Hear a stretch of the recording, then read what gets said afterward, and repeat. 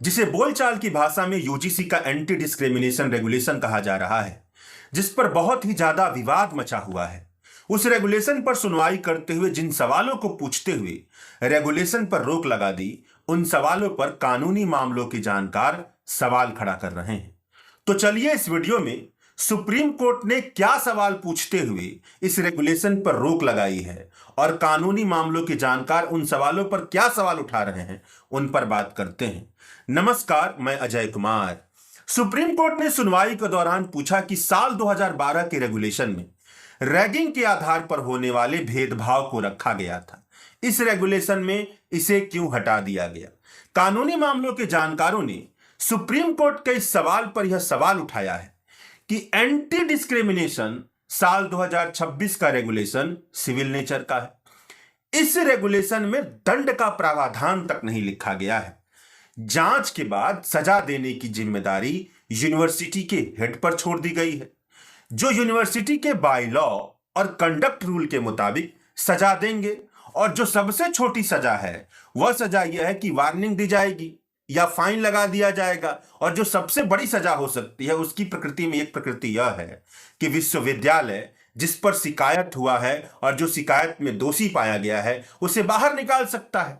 जबकि विश्वविद्यालय के नियम और कानूनी नियम में अगर कॉलेज में रैगिंग होता है तो इसे गंभीर अपराध माना गया है। रैगिंग के खिलाफ यूजीसी के नियम और आपराधिक धाराएं बहुत लंबे समय से मौजूद हैं।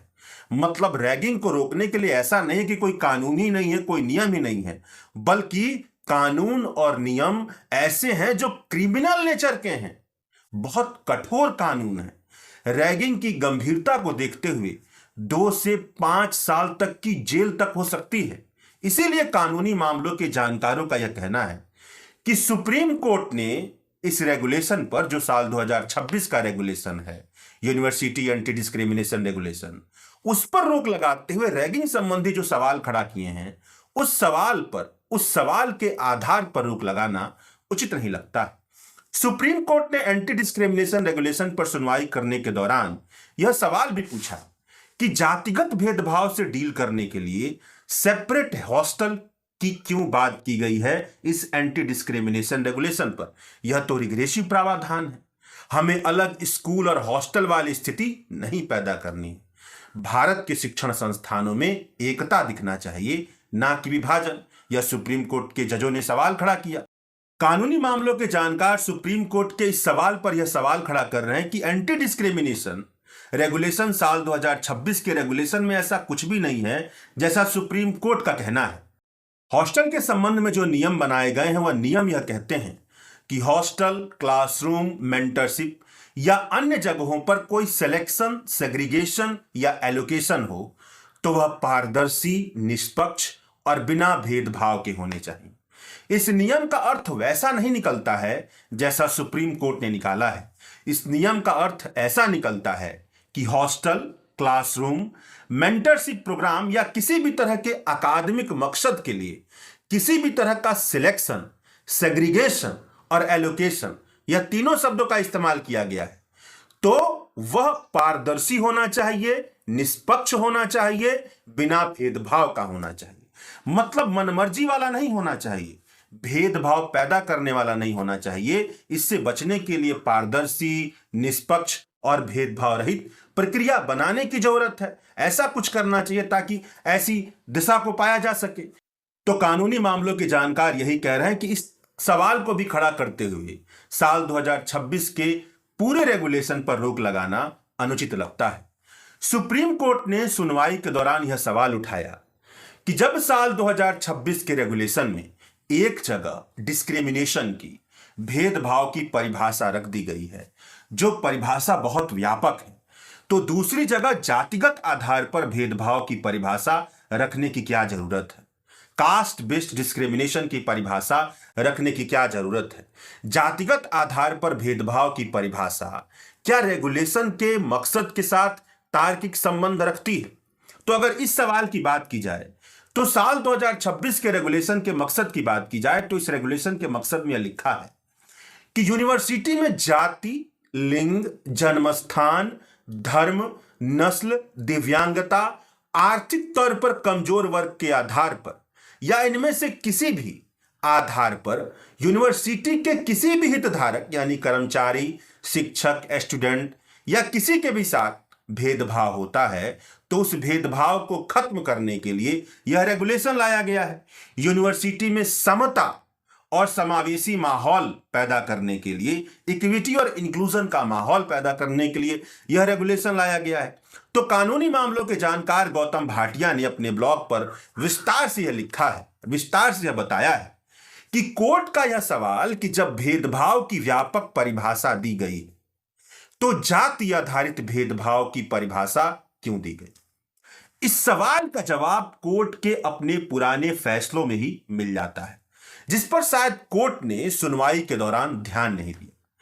कानून बनाने वाले मतलब जो विधायिका के लोग होते हैं, कानून बनाने वाले मतलब विधायिका को यह अधिकार है कि वह किसी बड़े कैटेगरी का नुकसान के अंतर्गत एक खास और बहुत गंभीर तरह के नुकसान को अलग से पहचाने और उसकी परिभाषा दे। यह नियम भेदभाव को बहुत व्यापक और समावेशी तरीके से परिभाषित करते हैं। साथ ही जाति आधारित भेदभाव, कास्ट बेस्ड डिस्क्रिमिनेशन को भेदभाव का एक खास उदाहरण बताते हैं जो इस बात से पहचाना जाता है कि इसका निशाना कौन है, यानी SC, ST और OBC। कोर्ट की आपत्ति यह भी है कि यह नियम सिर्फ परिभाषा देते हैं और उससे आगे कुछ नहीं बताते। यह नियमों को और मजबूत करने का नीतिगत फैसला हो सकता है। कोर्ट को यह बताना चाहिए कि आप इसे और मजबूत कर दीजिए, लेकिन यह निश्चित रूप से असंवैधानिक होने का कोई कानूनी तर्क नहीं है। न इस पूरे रेगुलेशन का कोई तर्क हो सकता है। कई अन्य कानूनी विद्वानों ने यह भी कहा कि जातिगत आधार पर भेदभाव और भेदभाव की परिभाषा संविधान सम्मत है और यह केवल परिभाषा है, न कि इस रेगुलेशन के किसी ऑपरेशनल नियम का प्रावधान। तो इस आधार पर रोक लगाना भी समझ के परे है। सुप्रीम कोर्ट ने सुनवाई के दौरान यह सवाल भी पूछा कि इस रेगुलेशन का इस्तेमाल गलत तरीके से हो सकता है, इसीलिए इस पर रोक लगनी चाहिए। कानूनी मामलों के जानकार यह बताते हैं कि दुनिया के हर कानून का दुरुपयोग हो सकता है, यहां तक कि संविधान का दुरुपयोग होता है, मगर इसका मतलब यह नहीं कि कानून और संविधान को रोक दिया जाए। ऐसा नहीं हो सकता है।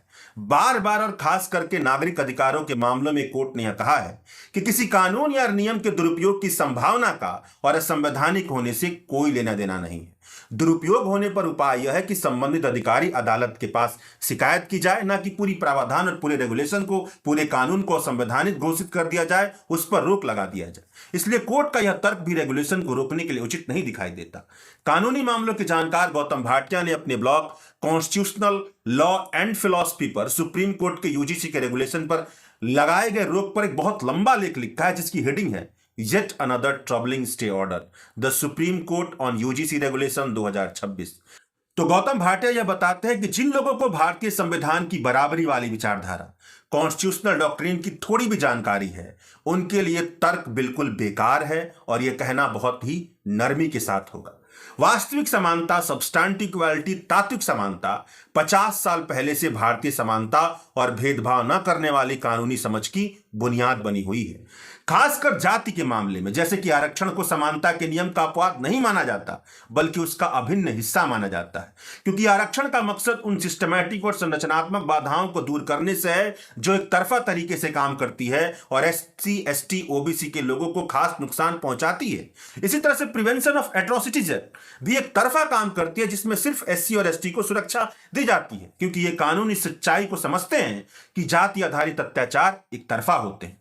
भारत इसमें अकेला नहीं है। दुनिया भर में भेदभाव को रोकने के कानून और नफरत फैलाने वाले कृत्य को रोकने वाले कानून एक तरफा होते हैं, क्योंकि यह कानून इस समझ पर बने होते हैं कि भेदभाव समाज में शक्ति के संबंधों का नतीजा है। कुछ लोग अपनी शक्ति का इस्तेमाल करते हुए दूसरों को नुकसान पहुंचाते हैं। पिछले 50 साल से भारत की कोर्ट भी इसी बुनियादी समझ पर काम कर रही है। अब यह कहने में बहुत देर हो चुकी है कि जातिगत भेदभाव को रोकने वाला कोई कानून जो एक तरफा काम करता है वह असंवैधानिक है। इसीलिए इसमें हैरानी की बात नहीं कि सुप्रीम कोर्ट ने केवल याचिकाकर्ताओं के इस दलील को, इस तर्क को रिकॉर्ड किया, इस आधार पर अपना फैसला नहीं लिखा। अगर सुप्रीम कोर्ट ऐसा करता तो वह 50 साल की कानूनी समझ को पीछे कर देता, मगर सुप्रीम कोर्ट ने जिन तर्कों के आधार पर रोक लगाई है वह तर्क किसी कानून पर रोक लगाने के लिए जितने मजबूत तर्क होने चाहिए उस आधार पर बहुत कमजोर दिखाई देते हैं। कुल मिलाजुलाकर कहने वाली बात यह है कि माननीय सुप्रीम कोर्ट को किसी भी कानून पर रोक लगाने का अधिकार है। उस कानून पर यह गंभीर टिप्पणी करने का भी अधिकार है कि इस कानून से समाज में बंटवारा हो सकता है, यह कानून समाज के लिए खतरनाक है। मगर माननीय सुप्रीम कोर्ट से अपेक्षा की जाती है कि वह यह सब कहते हुए मजबूत तर्क और ठोस आधार देंगे जो अकाट्य किस्म के होंगे, जिस पर किसी भी तरह का मजबूत सवाल न खड़ा हो। यहां ऐसा नहीं दिखाई देता। शुक्रिया।